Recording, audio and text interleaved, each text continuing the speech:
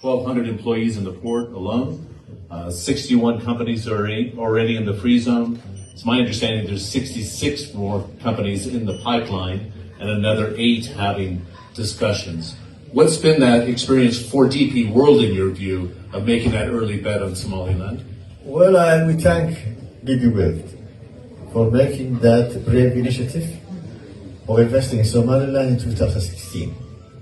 And also we thank to the British investment company who also now took part of the shares of the DP World.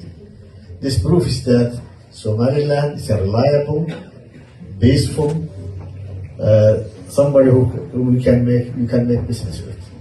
So DP World is a good example for all international companies and investors. DP World, together with Ethiopia, we want to improve more infrastructure, like corridors, commercial ports, and other facilities and infrastructure who can give service to the landlocked countries, including Ethiopia.